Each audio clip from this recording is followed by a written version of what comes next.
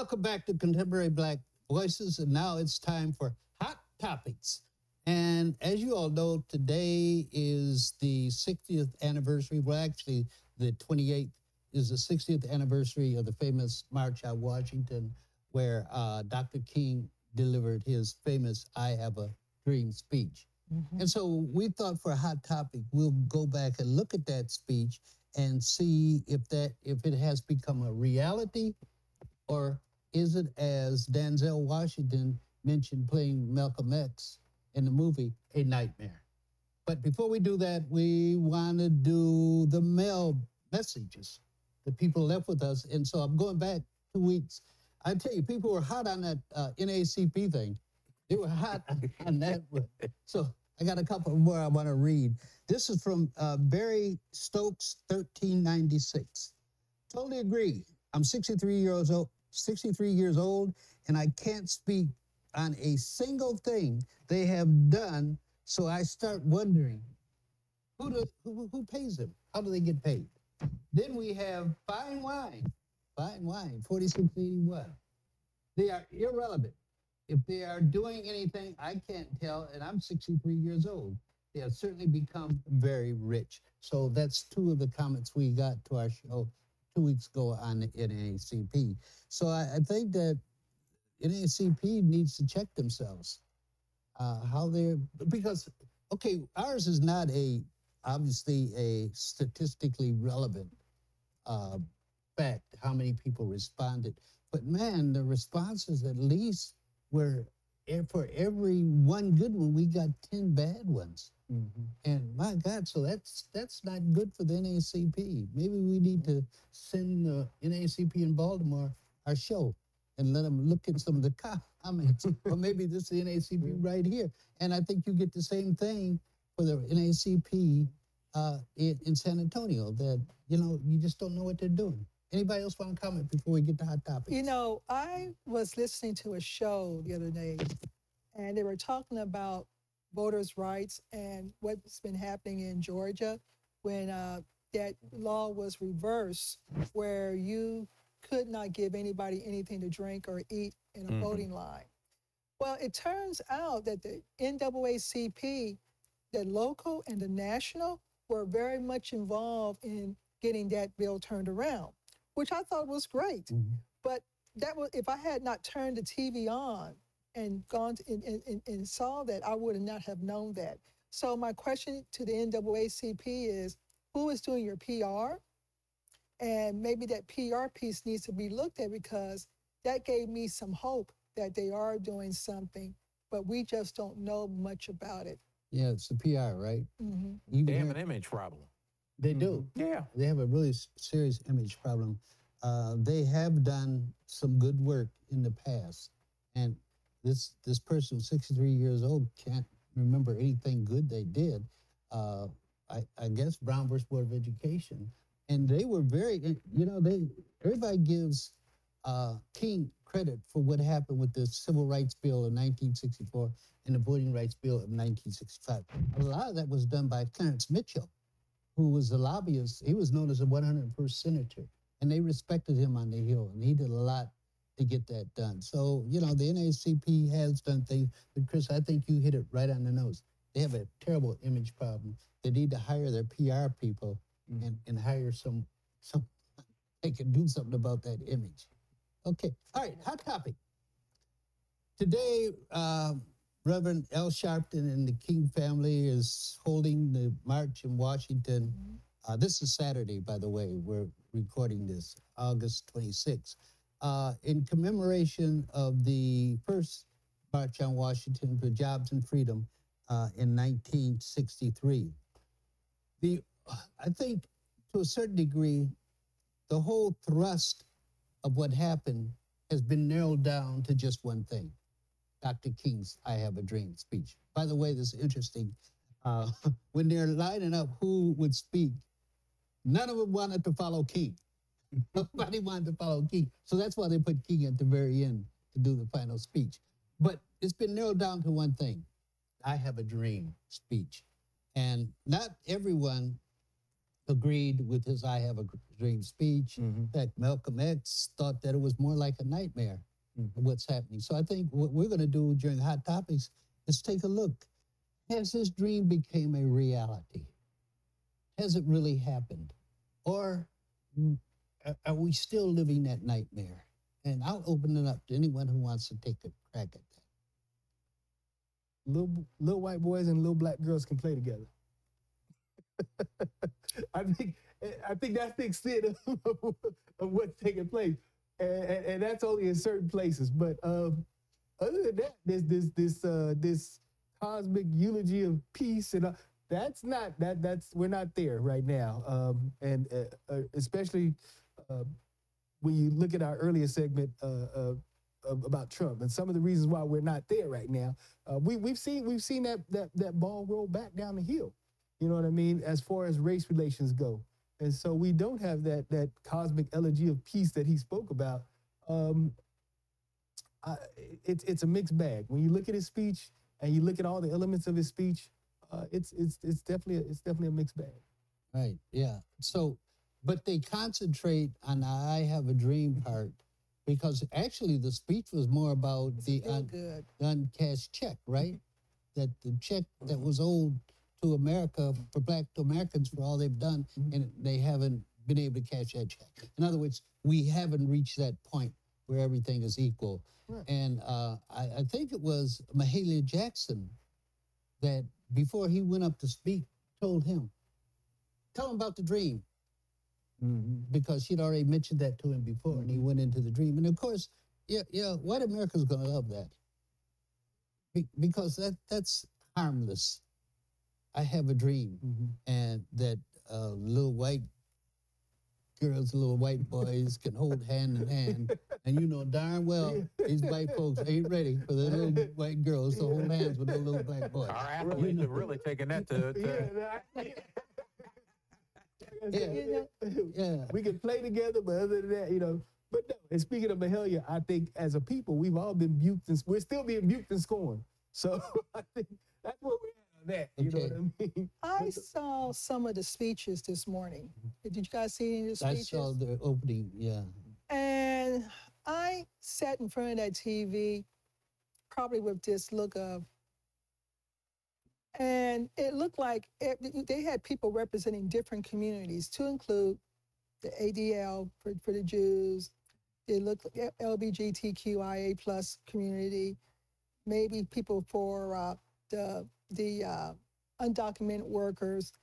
They had some folks for the Black community, but it looked like each speech was focusing only on those communities separately. They even had an Asian woman who is the president of the Southern Poverty League down in wherever it's located up there. But it looked like each speech was dedicated strictly for that particular group. And I didn't see any intersection of those speeches to where of the intent that I believe that Martin Luther King had in that speech about bringing everybody together to work. It was the kumbaya to me just wasn't there. Right. It just wasn't there. And so you're saying that, well, it's not, I wouldn't say it's as bad as what Denzel Washington representing or acting as Malcolm X says in the movie, because let me just, by the way, everybody, this is Black Life Texas. I got to give it a plug. Black Life Texas, the #1 Black newspaper in the state of Texas now. And you need to be reading it because we have some great writers. I mean, we got top-notch, right? I would go as far as say we got New York Times writers. Who's right? Any of us could write for the New York Times. You know, we could write for the New York Times. And we're doing some great stuff in this. And with Carl's Graphics, man, this is a great little newspaper and it's growing fast. And hopefully it's going to eventually spread out of San Antonio to Austin, to Houston, to Dallas, to New York, to Los Angeles, to Chicago. So then it'll be Black Life America, USA. USA.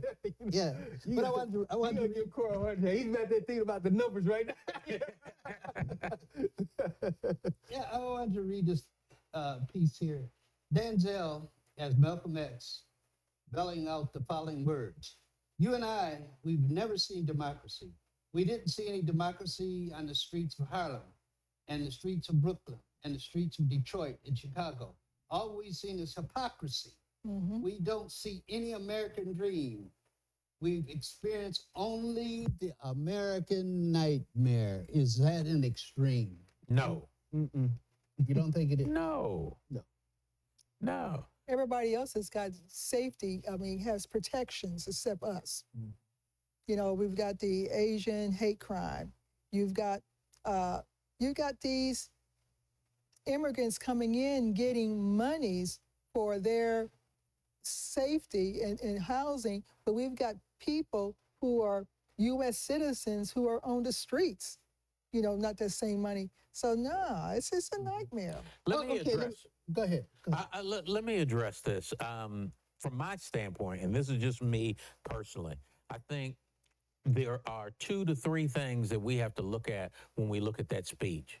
First of all, from an oratoric standpoint, it's a great speech. Yeah. It's a great speech. Yeah. So I think when a lot of people look at it from that standpoint, they talk about how great it is. Okay. Nations. But the contents of the speech, what was in the speech, yes, has not been realized and is or has been a nightmare for Black Americans. Okay. And I'm willing to go as far as to say there's not many things that you can cite that has really helped to propel us to be a part of this democracy. And it only took for us to elect a Black person, which shows us some progress that we've made to be able to elect a Black person as president. However, it only took that Black president to be elected for white racist America to show their ugly face. Oh, okay, if I'm an outsider, I'm an outsider. And I'm listening to you all, and I'm going to say, Caleb, you're a New York Times best-selling author. Sharon, you have a doctorate degree. Chris, you're a millionaire, businessman. Really, Chris? You been holding out on us? Yeah. Fred wasn't supposed to tell you that. and Fred, you're a retired professor. You worked on Capitol Hill. You've done all these things. You're a writer and everything. What are you guys talking about? You are the dream. You are the dream. How do you all respond to that? You are the dream. I think that, okay, we can be the dream, but I think each one of us who are sitting on this panel realize that we're only a small portion of that dream. Absolutely. And it would be great to see that, everybody else doing the same thing, have the same opportunity. Absolutely. We, I guess, had opportunities, and we took advantage of it, but not all of us have the same opportunity. And kind of like what King did, was working on, when he was getting ready to work on the Poor Man's March. Part of that march was going to involve the discussions. They didn't want to call it reparations, but reparations was going to be discussed in that piece. And it's interesting that he got killed right before they talking about reparations. Who was O.J. Simpson's attorney? Johnny Cochran. Johnny Cochran got killed because he was going to be talking about reparations. It's kind of anytime one of us talks about work we're getting ready to do on reparations, something strange happens to that individual. Well, let me say this. You and Fred both talk about, Fred asked the question, I guess, have each one of us achieved? So have we achieved the American dream? Or not the American dream, but the dream, the King dream. And I say it comes back to the question that we had asked last week. Individually, if we've done this, does that equate to the community, to the race? Absolutely. And I would have to say no. Absolutely. I would have to say no. Absolutely. Even if you think about it, we could put all of our resumes or curriculum vitae right here on this panel, this bench right here. And although those resumes may be 20, 30, 50 pages long, it's still not enough when we oftentimes compete against someone who's not Black. For example, I'm going to use an experience I went through about 2 years ago. I was interviewed for an associate provost position. My resume was on point. I had the experience down pat. I knew that I captivated that group. Then they ask a very strange question. Well, what are your thoughts on about diversity? And I kind of did one of these, huh? Mm-hmm. But that was what their focus was. They weren't going to talk about everything else over here.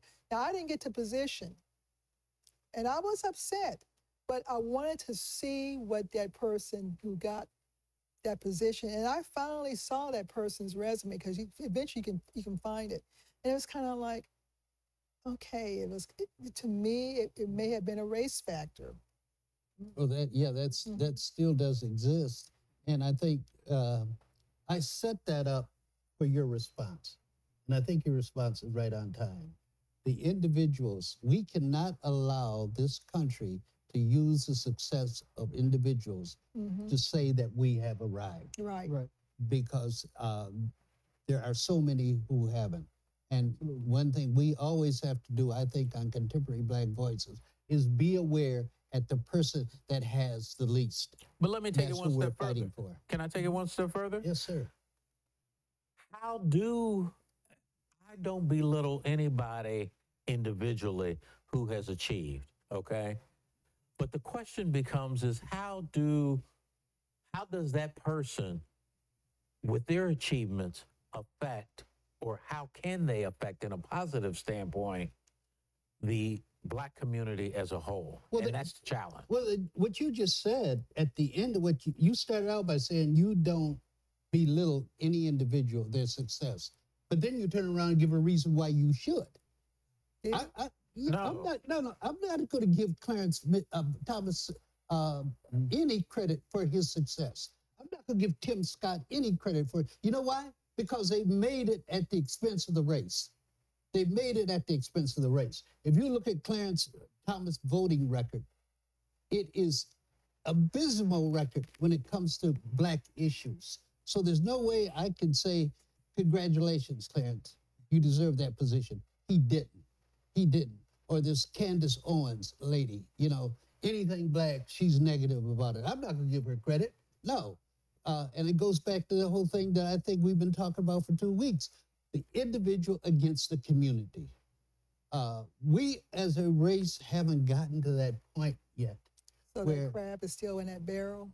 The crab, yeah. No, seriously, is the crab still in the barrel? Yeah, we haven't gotten to that point where we can only, unfortunately or fortunately, this is where we are at this point in this country's history as Black people. Our position obviously is different than there was 100 years ago, but it's still the same cause that we are fighting. We are fighting to get to a point where every Black person has the same opportunity and is treated as an equal. And so when you can pick out these individuals, I say, to hell with them. No, I don't give them credit for a darn thing. So anyway, I guess we can kind of, somebody else want to pitch in here? No, I mean, I definitely understand that. I remember being a young man. And so just from my own experience, I can think of a kid, I don't want to pick on Chicago, but I can think of a kid living in a horrible project in Chicago and going to school, elementary school, and understanding their environment and their circumstances while during Black History Month, they're being told to celebrate Benjamin Banneker or Charles Drew or some of these individual successes, and then they look around at their community, you know what I mean? And so it's the success of the individual matters a lot less than the uplift of the entire community. And I think that's our position every week as we push these issues that we feel are beneficial to not just us up here, but to the whole race. And I think that hopefully we'll always be like that, the four of us, because we are for the people. So you want to wrap up with a final comment? We'll start with the millionaire over here. You Don't- know, let me don't- go back. Let me go back a little while. When you said, "Can I say something?" You looked at me. I said, "Wait a minute. Here it comes. Here it comes. It comes every week. You spared me this week." You know, the only comment that I would like to make as we look at this 60th anniversary is that when Sharon talked about who was giving the speeches, Mhm. we've got to be more inclusive to be able to find some younger folks. We've all basically run our race pretty much as to what we're going to do. It's that next generation that's coming up that we really need to start nurturing and get them involved. Al Sharpton and whatever, you got to pass the torch on to some other folks, and that's what it is that we need at this particular point, and that's how we're going to help with the community as opposed to an individual. Thank you. Okay, sure. You know, I'm going to take this to a whole different angle. I don't know. Have you guys ever stood on the steps of the Lincoln Memorial? I have. Mm-hmm. Okay, I remember I was there one evening and I looked back and it was a spiritual moment for me. I turned around and that whole scene just, materialized right in front of me. And it was a chilling feeling in that it's kind of, they were looking at me saying, do what you have to do to help. You know, it was a chilling feeling. It's kind of like Dr. King turned around. All these famous people turned around. It's kind of, they were looking at me. All those Oh, wow. people along the reflection pool Yeah. were looking at me, talking about, do what you have to do. And it became a reflection piece for me because even today, I always reflect on, am I doing doing enough to help? You know, am I doing enough to help? So I always remember that moment. It was a spiritual moment for me. And so I guess the question would be for everybody else, are you doing what you need to do to help? Okay, Very good. very good. Caleb. So, well, three. I'm going to put Dr. Chadwell on the spot. I'm looking forward to reading about that. I want to hear about that spiritual moment you had. Mhm. I want to read about it in the newspaper. And that sounds like it'd be fantastic. I hope you share that It with was us. Scary Two. moment. My best friend Chris, we're gonna talk about him. Slide me a little something on the side. Yeah, do a little something. Yeah, a little something. But no. Just to the point is to reflect on what Dr. Chadwell mentioned about the speeches, the individual shoots, which is kind of also what Chris touched about. And so I'm gonna be a butthead right now, and I'm gonna say I'm not a big fan of intersectionality, and I really never believed in it. And so I think that when it comes time to celebrate events like that, or the sacrifices and that we've made, the things that we've endured, I think that those things need to be homogenous. I think that we need to celebrate our own events ourselves. We need to get our own house in order before we allow other people to come in with their individual, especially with their individual agendas and give their own individual speeches that have nothing to do with Black folks.